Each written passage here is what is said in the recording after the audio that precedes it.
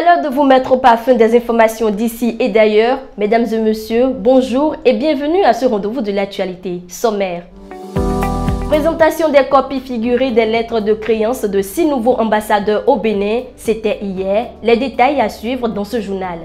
Le gouvernement accorde une subvention de 710 millions de francs CFA pour améliorer les conditions de séjour en Arabie Saoudite. C'est dans le cadre du Hajj 2025. L'ex-président philippin Rodrigo Duterte est transféré à la CPI ce mercredi 12 mars. Plus de détails dans ce journal. Présentation des copies figurées des lettres de créance de 6 nouveaux ambassadeurs. Le ministre des Affaires étrangères Olusegun Adjabi Bakari a reçu dans l'après-midi de ce mercredi 12 mars 2025 les copies figurées des lettres de créance des ambassadeurs de 6 pays au Bénin. Il s'agit de la République de Guinée, de la Côte d'Ivoire, de la Tunisie, du Portugal, de l'Iran et de l'Algérie. Le gouvernement poursuit ses efforts pour garantir un accès durable à l'eau potable. Le Conseil des ministres de ce mercredi a validé un projet de renforcement des systèmes d'alimentation en eau potable à Savalou, Banté et les localités de Louémé Plateau. Il prévoit notamment l'extension des réseaux, la construction de réservoirs et l'installation d'un système de télégestion. Objectif, répondre aux besoins croissants des populations. Détails à suivre avec le porte-parole du gouvernement. Il s'agit de 5 infrastructures d'alimentation en eau potable dont l'appel d'offres organisé en 2024 s'est avéré infructueux. C'est pour surmonter cette difficulté et favoriser la fourniture, à terme, de la ressource en eau aux populations à impacter que le Conseil a marqué son accord en vue de la contractualisation avec une entreprise spécialisée afin de rattraper le retard engendré par la non-attribution du lot visé. Les ministres concernés accompliront les diligences nécessaires pour la conclusion et l'exécution du marché dans le délai contractuel de 18 mois. En point 2, renforcement des systèmes d'alimentation en eau potable des villes de Savalou et Banté. Les principaux travaux à réaliser sont, pour la ville de Savalou, fourniture et pose de 38 100 mètres linéaires de conduite de refoulement d'eau traitée de Glazoué à Savalou. Construction d'une bâche de mise en charge intermédiaire de capacité 200 mètres cubes et d'une station de reprise. Fourniture et pose de 80 100 mètres linéaires de conduite de distribution pour le renforcement et l'extension du réseau de distribution d'eau de Savalou. Équipement et raccordement aux installations de traitement de l'eau, des forages existants et des nouveaux forages par la pose des conduites d'une longueur totale de 44 750 mètres linéaires. Construction d'un réservoir au sol de capacité 500 mètres cubes pour l'étage bas de Savalou et un réservoir sur tour de 10 mètres et de capacité 500 mètres cubes. Fourniture et installation d'un système de télégestion. Pour la ville de Banté, réhabilitation des 2 forages existants et équipement et raccordement des 3 nouveaux forages. Fourniture et pose de 9000 mètres linéaires de conduite pour le raccordement et l'adduction d'eau des nouveaux forages. Fourniture et pose de 29 600 mètres linéaires de conduite pour le renforcement et l'extension du réseau de distribution d'eau. Construction d'un réservoir au sol sur colline de capacité 200 mètres cubes. Fourniture et installation d'un système de télégestion. Au regard de l'importance des ouvrages à réaliser, le Conseil a marqué son accord en vue de la contractualisation avec des groupes spécialisés aux fins de les conduire, d'en assurer le contrôle et la surveillance. Bonne nouvelle pour les futurs pèlerins béninois, le gouvernement accorde une subvention de plus de 710 millions de francs CFA pour améliorer leurs conditions de séjour en Arabie Saoudite. La décision a été prise en Conseil des ministres de ce mercredi 12 mars 2025. Hébergement, transport et restauration seront optimisés sans coût supplémentaire pour les fidèles pèlerins. On écoute à nouveau Wilfried Léandre Ngoubedi pour plus d'explications. Dans le but de garantir aux pèlerins de notre pays la qualité des prestations pendant leur séjour sur les différents sites en Arabie Saoudite, le gouvernement a réclamé que soit mis en place un certain nombre de commodités relatives à la sécurité, l'hébergement, la restauration et le transport urbain. Ainsi, Ils bénéficieront d'un meilleur confort pendant leur séjour, s'agissant du logement, de même que des services de la catégorie B au lieu de D sur les sites de Mina et de Arafat.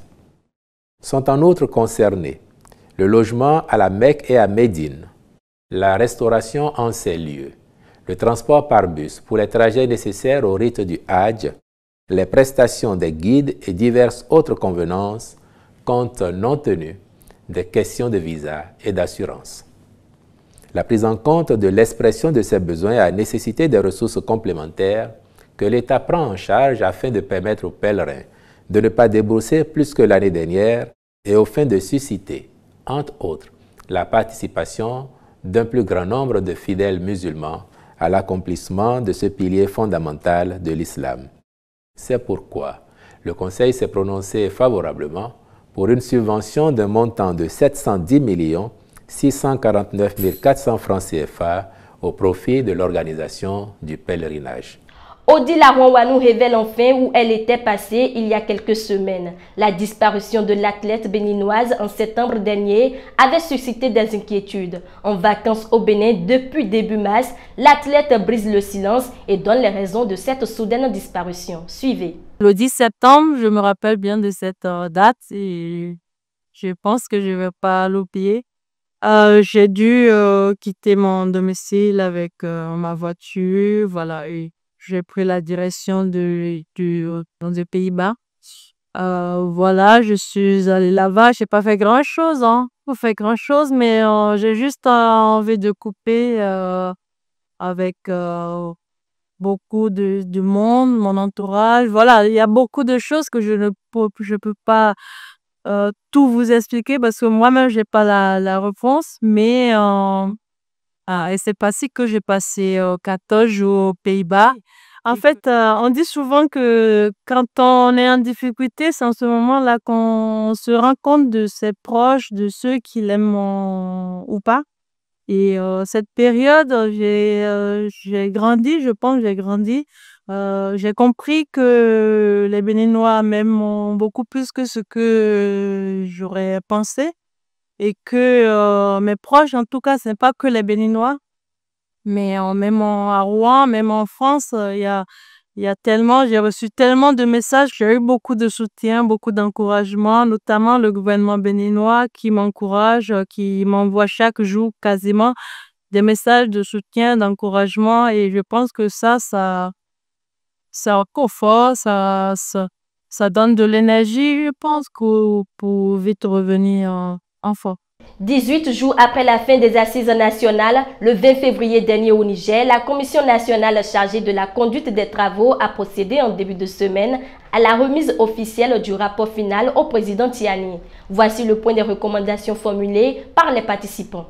Ce rapport contient non seulement les différentes recommandations des délégués participant aux travaux, mais également un avant-projet de charte de la refondation et les 3 résolutions clés. La première, les assises recommandent de vous élever au grade de général d'armée.